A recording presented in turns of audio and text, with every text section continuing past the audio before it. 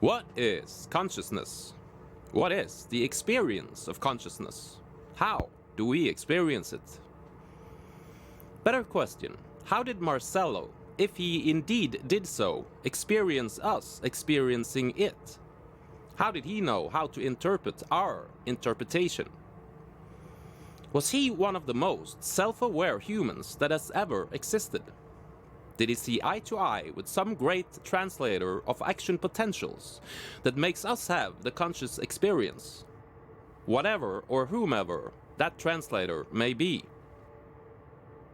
As promised, we're not quite done with Marcello yet, but in order to take a few steps back, we should look into the more everyday paranormal anecdotes in the realm of telepathic transfer of memory and/or emotions.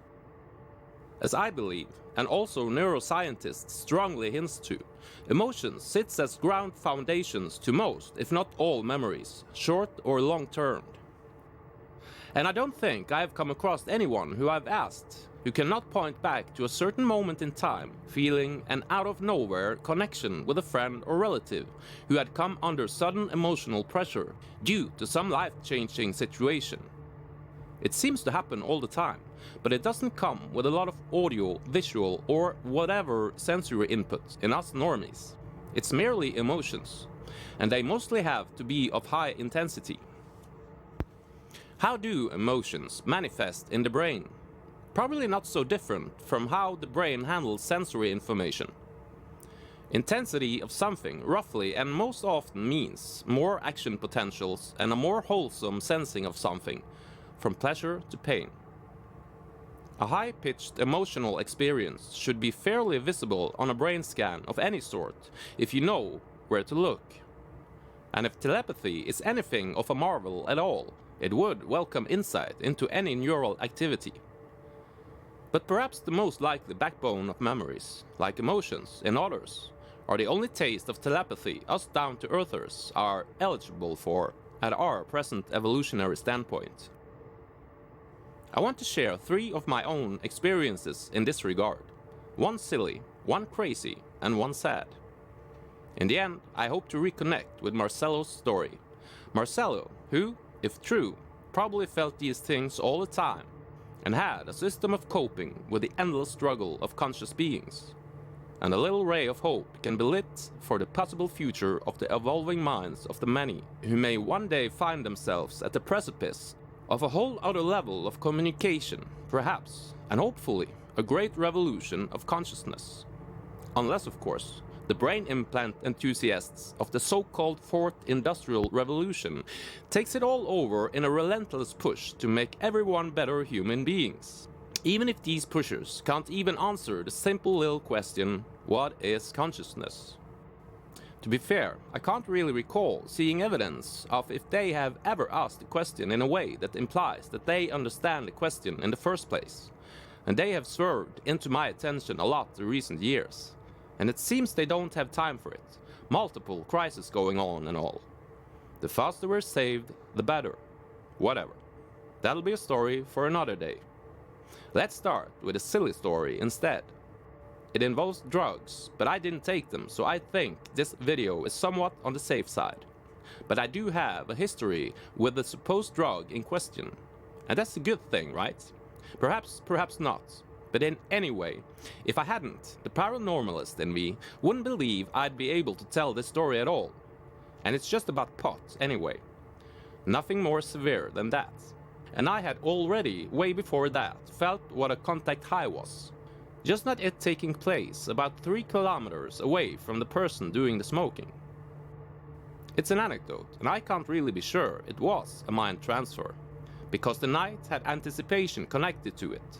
So emotions were already in play. Let's just jump into it. It was a weekend about 16 years ago. I was eager to meet some girls this guy knew, and I had a feeling he could introduce me to them this very night. And we already had half a plan of going out together that evening.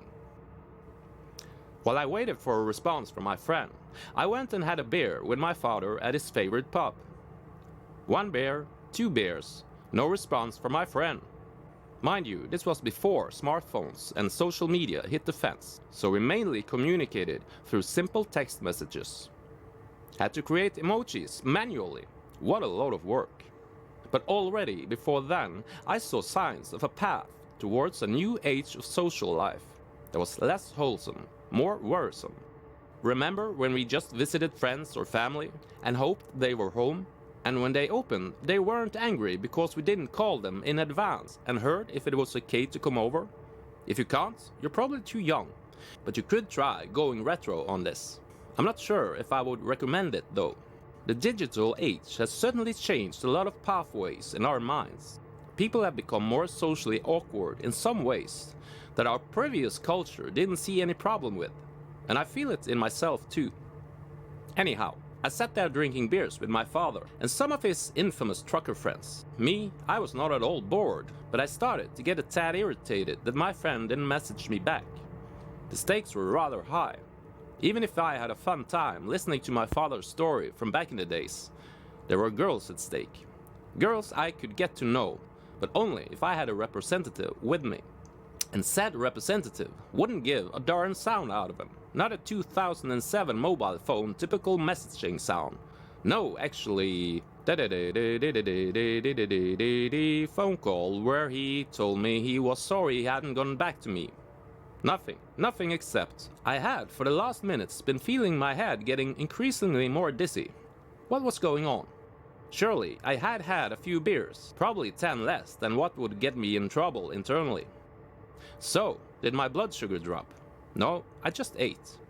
I didn't ask myself these questions right there and then, because I quickly started to understand what it meant. My friend was high as a kite. I had felt the same before. Contact high. Only then in the mere presence of someone in that condition. I call it a silly story because it's easy to point to other explanations, but it may have happened to someone else out there, and the situation at hand could make it more plausible that there was actual contact high at spooky distance at play. Who knows? But there's so many factors and variables in stories that involves drugs and alcohol. But I finally got a hold of my friend, and I got it confirmed. He was in no shape or form to come to town, not even in any shape or form to recognize the words shape or form as synonyms. It's funny, because it's crazy. Even if it had anything to do with telepathy or not, the situation in itself was crazy. Just a brief craziness you can poke fun at your friends with for later. It's nothing that we'd take overly serious. Unless crazy gets on a train. That's a whole other story. Let's go into it head first. Or let's do a Pulp Fiction. Let's begin with the end.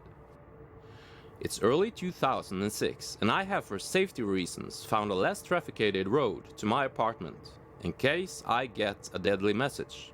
Deadly, meaning it was deadly for my latest crazy pseudo relationship that was a spawn of a night out with my unnamed friend previously introduced, and his tale of local punk rockers, whom I left behind to go to my favorite 2-floor bar, but brought with me their rebel instinct.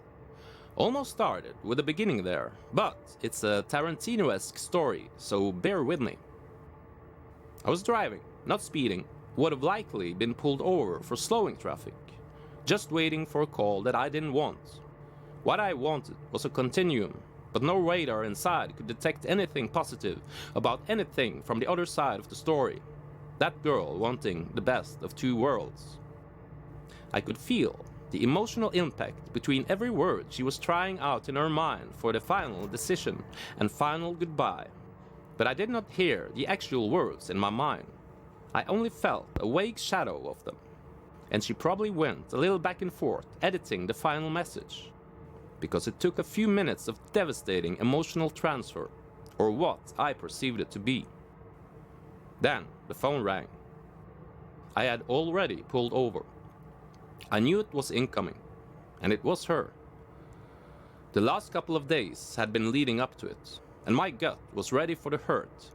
It had anticipated it, but it had no idea when it would strike. I've gone over it, over and over, but the connection I felt with her right there and then was the strongest I had ever felt with anyone, especially due to the duration of it. A damn shame it was so devastating and off-putting.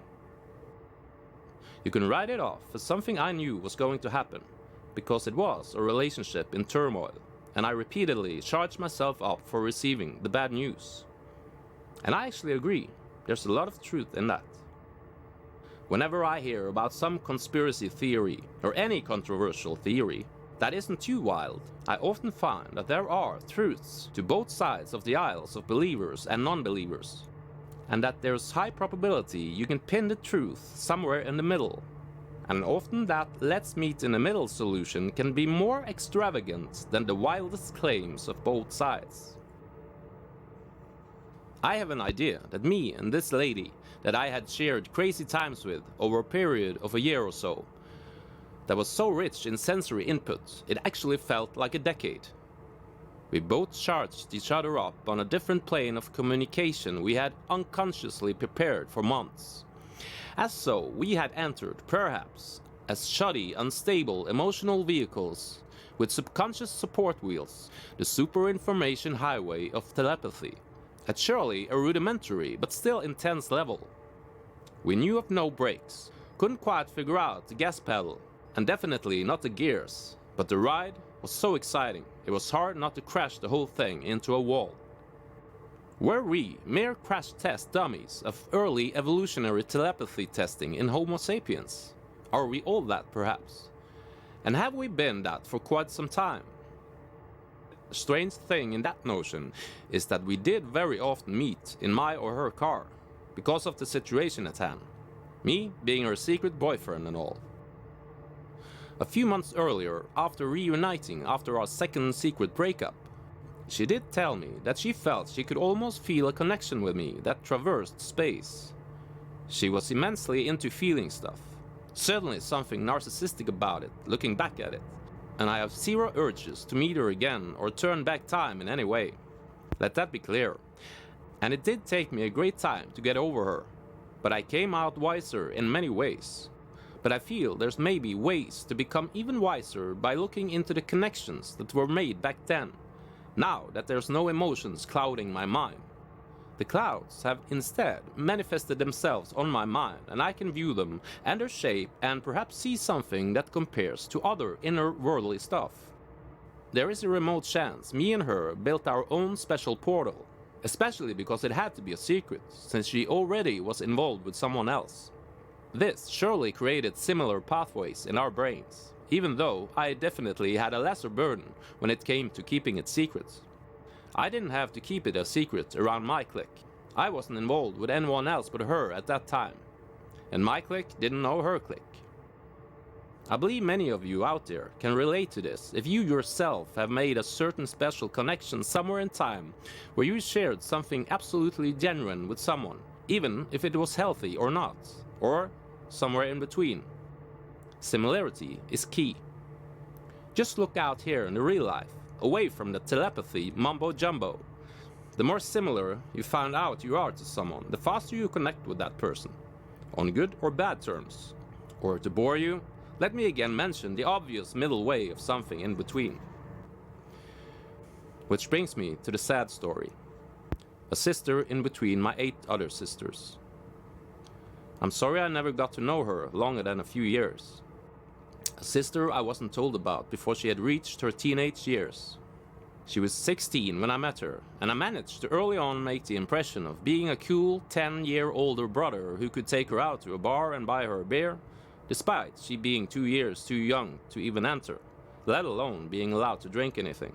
I thought back on my own experience of being 16 and how I once managed to get into a bar at that age wearing a fancy suit and acting older than I was. I was not aware until later that she had come under some bad influence, and that a beer was not that big of a deal when it came to substances. But I do think having to meet an unknown brother was kind of a big deal. But when harder substances get to you, it often, sadly, becomes more a familiarity than family. We only knew each other for a brief period of time, but we shared a connection, because both of us had heard about each other through vague revelations from each parent over a number of years, we being half-siblings and all, but still sharing lots of evolutionary traits. We knew about each other already, but we could only imagine what we were like. And when we finally met, it was what it was, like with all family. You loved to like them or dislike them. She was a decent person, but with familiar greatness and familiar flaws. Because it all comes down to that blood bond. We are all alike, but family is more alike than anyone else, for good or bad. Yeah, I know I stole something from Orwell there, but there is truth in it. Family, familiarity. I wonder if Marcello felt that with every aspect of life he sensed. All the incoming waves or particles of thoughts of the surrounding fauna and animal life, human life, like sitting at the emergency line 24/7. So much struggling, but also so much love and new understanding, play, learning. How did he cope with that? He did regularly smoke pipe tobacco. And as far as I can remember, I think he also drank a little liquor now and then. Just like I had the day before I got the message. Probably much larger amounts of it. The message I got on a whole different channel than the telephone network, and yes, I am laying a debunk trap out for myself here, because I want to make myself clear. I have no idea if it was telepathy, or just a hangover issue, after a night out on town. It was just that the timing of it, and what I came to learn in the months to come of what had actually happened, gave me a shiver down my spine. There was a lot of stuff bundled up in that whole situation. But leading up to the message, I was happy-go-lucky, driving a pizza van the evening after a night out, and I had time to get sober. Didn't start work until the late afternoon. Driving around with no care in the world, other than how I could deliver pizzas with extra politeness to score some tip. Since I did have some cares, to be honest, I was constantly broke. But my mind was not focused on that. It was just elsewhere. Until it wasn't. As I was cruising slow through a neighborhood in my little pizza car, something suddenly sunk inside me. Like my heart sank down to my stomach in a sudden. My mind got on full alert. I stopped the car and made sure my heart was still in play, and that it wasn't me it was something wrong with. But something had already gotten into my mind at the same time it happened. That this was something that had nothing to do with me. Someone could be in trouble, but I had no idea who. First thing I did was to call and check if my son was okay. Of course, I made up some excuse to call because I didn't want to sound crazy, but I had to make sure everything was fine with my most precious. All was okay, and I just had to shrug the whole thing off as a hangover side effect. Until I got the official message late the next day, relayed through more conventional channels. I didn't immediately get to know when it happened, but I later got to know that it happened in the evening, and it happened suddenly. I never got it perfectly confirmed that it happened that actual evening when I was out driving. I want to believe, but at the same time, I do not want to be wrong, and I do not want to do wrong on my lost sibling. But I think a part of her reached out, or beamed something out like a lighthouse, but not like a lighthouse warning boats not to drive into it, but for them to come save it. It's very possible that when life flashes before your eyes in your final moment, it's the brain looking through all possible ways to save your life, scanning your entire memory. I heard someone mention that possibility, and it makes sense. And imagine the insane firing of neurons all across the board, and also in the emotional centers of the brain. There's the possibility of a rudimentary telepathic connection taking place, if any.